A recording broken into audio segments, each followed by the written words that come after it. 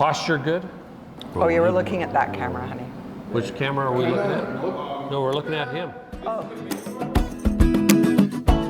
Hi, I'm Mark, and I'm with Michelle, my wife. We're better known as M&M. We've been on this journey with 10 Degrees Chocolate since about 2015. We are ex-oil and gas seniors, and at the end of 2015, we just came to a point where we thought we wanted to try something new. We didn't like doing the roller coaster ride with oil and gas. We sat down and we went through a variety of different ideas, and we put them all up on a whiteboard. We left that whiteboard sit for a couple of weeks, and we came back and chocolate bubbled to the top. With that, we then decided that we would go and visit a couple of conferences around chocolate and kind of get a sense of what this bean to bar market would look like. After chatting with a few folks and kind of going through Seattle and other locations in the US, we decided that we would take a trip down to Central and South America. We made a commitment that this was an area that we wanted to do. So we together went down to Central and South America, mainly in Ecuador, and spent time meeting producers and seeing how their operations work and trying to create some relationships around that. One of the key things that when we started this, we wanted to embrace the mantra of community, people, and quality. The community because we wanted to be involved with our community. We were also looking how can we give back and also have support within the community and employ people. The other aspect was around dealing with other people in other regions, hence the notion of people. And then finally, everything we wanted to do, we wanted to make sure it was quality, from every aspect of our business to the way we work with employees, everything. After that, we got to meet some very interesting folks, and I'm going to let Michelle chat to you a little bit about those people, in particular Alfonso. Right, so Alfonso was one of the farmers, and he took us through his farm, and he had this big machete, and he was whacking down cocoa pods and other kinds of fruit just right off the trees, and letting us enjoy the fruits of his labor, really. But the interesting thing about the farmers in Ecuador is they are all mostly family farms. And so for us, that really touched us in that we felt like we were not only contributing to our community here by building a business, but we're also contributing to their community and their families. And really, we learned what good quality cacao is. And that's what we're bringing, is that quality, fine cacao and fine chocolate to our city. And one of the things doing and working with the producers in these various regions is that we pay a premium for our cacao beans. And the reason for that is that we want to give them the ability to sustain their lifestyle as well and their families. So part of when people are buying our products, they're not only supporting their local community, but they're also helping us support these various farmers and producers throughout the world. And for us, that was an important part. The farmers that you meet in these communities, they're very proud of what they do. They're very proud to show you what their products are. I'm going to give you an example, a little bit about Alfonso, who Michelle was talking about. Alfonso is in his late 70s. When we were chatting with him, we were asking him about transitioning the farm to his son, who was in his mid to late 50s. And he looked at me and he says, I don't think he's ready to take over the farm. And I said, well, what do if he's not ready now, I don't know when he'll be ready. And so afterwards I went and talked with his son, and I said, look, I don't think you're getting this farm until your father passes on. And he goes, yeah, that's kind of the way it's going to be. But it was just interesting, the bond that they all have when they do their own farms, right? And that was a big part of why we felt this was a key business we wanted to get into. As we moved along, being in the shop here, and as you'll get to see, it took us about 5 years to get to this point. The first year was meeting producers and learning about that. The second year was going through the States primarily and meeting various manufacturers and other people that actually make chocolate and trying to find out best practices. Once that was completed, then we decided to figure out where we wanted to locate, and here we are in the Beltline area on 17th Ave. It took us about a year to get here and build this out. And then we opened up in the middle of COVID, which was a challenge. So we signed our lease in December of 2019. And we were in New York signing the purchase of all of our chocolate equipment, which is coming on a container from Italy. We barely got home before they closed the border. Construction had started here, and then they declared the pandemic. So, nobody goes out to start a business during a pandemic, but given the timing of everything, we really felt like we had no choice but to move forward. And we didn't know what to expect or how long this was going to last.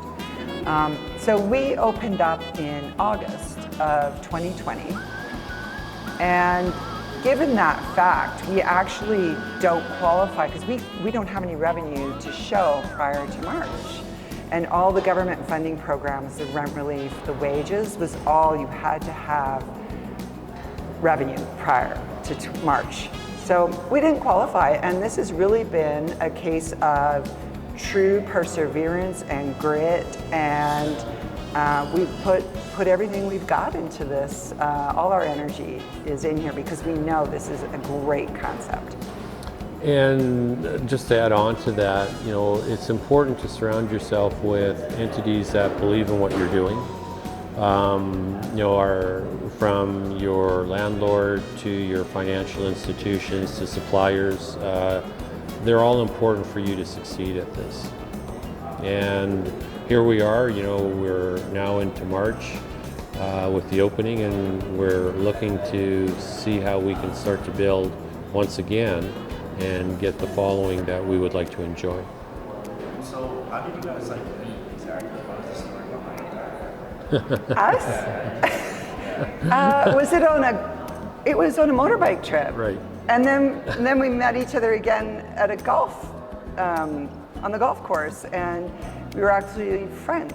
And then, funny enough, one day after golfing, he asked if I wanted to go out for dinner after golfing. So I had to go home and drop off my clubs and that. And then I got thinking, and I asked him when I got into the car, because he picked me up. So I said, "Is this a date?" And I said, yes. And the rest is history.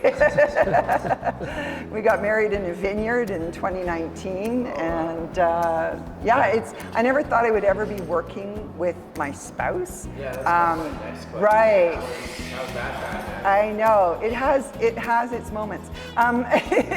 No, but here's the thing: like for the two of us, we have very different skill sets. And neither one of us, and we both admit this, neither one of us could have pulled this off without the other. Yeah. His skill set is very different and complements my skill set, and so together we can make this work. But we also needed to find key people that would also complement our skill sets. So obviously we have to find a great chef and good pastry chefs and good front of house people. And the restaurant industry is not our industry. We know business, and so and we know how to lead people. So that's really a lot to do with our success, I believe. Yes. What do you guys do to differentiate yourselves from any other local business here in Calgary? I would say our biggest differentiator, and so I'm going to step back for a minute. The concept that we came up with is we want to create an experience. The medium is chocolate. So from the minute you walk in the door, you're smelling the chocolate, you're seeing everything. It's all about transparency. We're not hiding anything.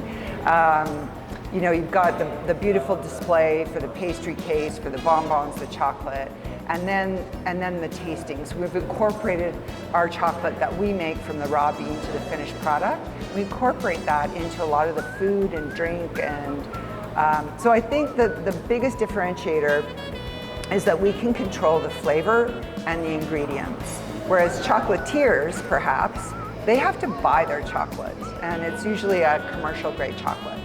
I get to control exactly what I put in there, and you can taste that quality.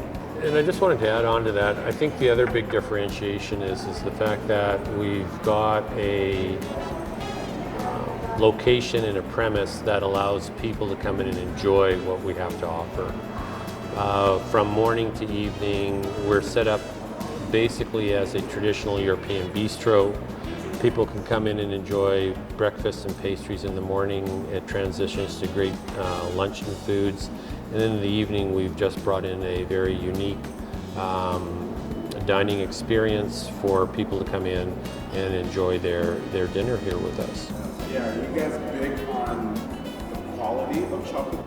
Absolutely a key factor. So the reason we're 10 degrees chocolate is 10 degrees north or south of the equator is the fine cacao belt. So where we get our cacao beans from is within that fine cacao regions. We also make sure that we've either got direct relationships with those farmers, or we have transparency reports from the community brokers that we're using, so that we know exactly what we're getting when we get those beans. So did you guys just like happen to stumble upon this like farm, or were you guys pointed in a certain direction? Absolutely. So for example, our Tanzania is, I met Samir at one of our conferences, and he's from a farm called Coco Kamili in Tanzania. And we got talking, and he's obviously invited us there. It's a long trip, it's still COVID, I'll wait. But you know, they live on a convent, they have an organic farm. You know, their labor practices there are very different than they are in South Africa. So I called him up and I said, I would love to get some of your beans and give them a try. And he goes, absolutely, I'll hook you up with my broker. So a lot of times the farmers don't want to do the money transaction, so they work with a broker. And so those two brokers that we work with are Meridian Cacao and Uncommon Cacao. And they provide us with all the certifications for organic, as well as the transparency reports. We can see exactly how much the farmers are getting paid for their beans. So it's very above board. And so I coined the term ethical sourcing instead of direct trade and all this other stuff. And then I found out it was actually a thing. I thought it was just something I made up. But to me, it feels more ethical that way. Was there any bad experiences of creating this whole 10 degrees here? Yeah, I can speak to that. Yeah. COVID. Yeah. Yeah, so how did you deal with COVID?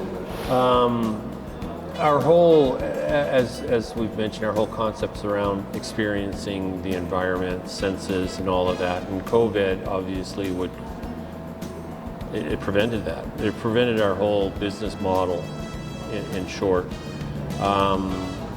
We had to pivot around trying to find out how do we take what is basically a sensory business and make it online. And so the way that we came through that was that we started getting more involved with people picking up like Skip the Dishes and those types of entities coming in. So we pivoted in a couple of ways. One was clearly when they closed us down and we couldn't have people in the store, we had to go to them. So one of the things that we started doing is virtual events. And that started becoming a really big, it still is a big thing. So I'll get people asking for a virtual paint and sip, a virtual chocolate and wine tasting. And then we put together these lovely gift boxes, and then I take them through a virtual tasting event. So they still get that experience in the comfort of their home. That was not something that we had planned in our business plan, but we quickly pivoted to rise to what are we going to do to get through this. So not feeling defeated, but saying what is within our control, how can we pivot, what can we do? Just like the website, we were building it, but we weren't planning on doing online sales, and when it quickly became obvious, we need to get online very quickly. And so we were actually online pretty much right after we opened. After the first shutdown, which was October of 2020, we made sure that we could get our product out online. And that being able to adapt so quickly, would you say that kind of came from your past experience? I think it's a little bit of both. I know Mark is just a real hard driver. Let's get it done, let's get it done. And my background is doing a lot of startups and a lot of change. And so, just change is just part of who we have to be as humans. We hate it, but we need to be really flexible and adaptable to be able to survive. Yeah. And the drive. It really is, and we, we tread water, but we do it together, and we can bounce things off of each other and have good debates, but at the end of the day, we're trying to come up with what's the best option for everything. No, the intention is to grow the business in other locations. I think right now for us, we need to kind of work our way through the emergence of the COVID, looking for people to get more comfortable with coming into other spaces. A lot of our target clients, I think they're kind of waiting to see how the world shakes out.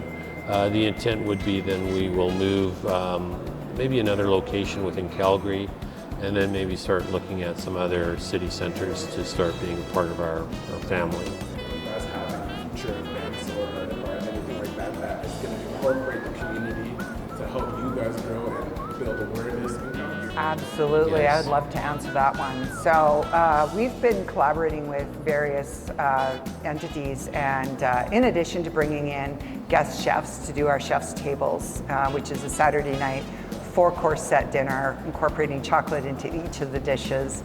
That one, people love that one. So we're doing those again on Saturday nights, and they can sign up on our website or call the store. But we've got another one where I met a glass blower, and she wanted to do an art show here. So it's on April 22nd. Have to purchase tickets in advance. It'll be on Eventbrite.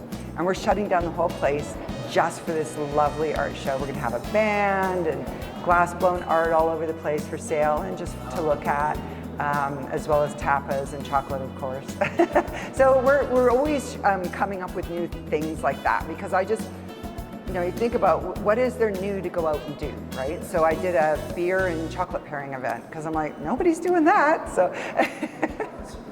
And we're also trying to be active with our BIA, Yeah. and work and collaborate with other entities along the 17th Ave.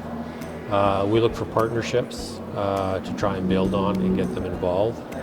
And so we really, a big part of, I think, the success as we go forward is who and how we collaborate and bring people in. And the other one is that we have events also around tasting, and again, looking to, for example, Inner City Beer. We will collaborate with them. So I think there's a lot of engagement to bring other folks involved. Again, it's a community effort, it's not an individual. Yeah, because that's what I was going to ask. It's like, how important is it to you guys on building a community? Absolutely. It's very important. From everything from working with Eli and Doug over at Inner City Brewing, they made the beer called Two Good Things. It's our chocolate beer. It was just awesome. Sold out in no time. Where can we find that? Sold out, I know. But they had it on tap and I had it on tap. So I'm talking to Eli about doing another round of that, because it was really popular. I'm talking with Last Best. They came in and got some chocolate, and they're working on some stuff. I've worked with a distillery called Star, and he made a chocolate liqueur. So we're really trying to see how we can work together. I've got the all our out art down the street. We're working together, so we provide them with charcuterie boards for their art classes. We're talking about having them come in and do an art class here so they can get more people. So whatever we can do to contribute and work together collaboratively to help each other and lift each other up, that's a really important part. And just to finalize that too, is that we have these bean to bar classes, and that is really to help people understand that there's a side to chocolate that in North America we don't really see, and that's the healthy aspect around chocolate. and how do we get people to understand more about it as a good food as opposed to just a, let's call it a snack, or I don't even know what. Sweet treat. Sweet treat, yeah. And so that's a big part of what we're trying to get out. How do you actually teach people about chocolate? Yeah, I do take people through a bean to bar class, and they start with roasted beans. They work with those. I talk about the process right from origin, and then we work through all of the steps in the process. And then they get their own tempered chocolate to make their own chocolate bars with. They put their own toppings on it. We let that set up. We do a quick little understanding about what tempering is and the healthy aspects of chocolate. And then they go home with their own chocolate bars. So it's quite a popular event. Yeah. Yeah, well, yeah, we do both. We do a paint night. So most of ours, I do kind of describe a little bit, not only about the flavors, but also what does 80% mean? And you know, what is the difference between that and, say, a couverture that a chocolatier might be using, just to understand what the differences are so that people can make better choices for themselves. And to let people know chocolate's a fruit. It is a fermented fruit. I like to call it a superfood. Is